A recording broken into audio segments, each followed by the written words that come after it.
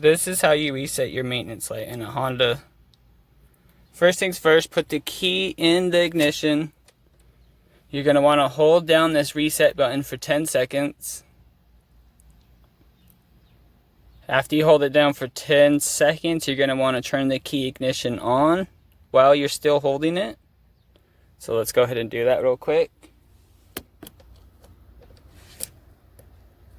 Hold on, got to set the camera down. Turn the key on.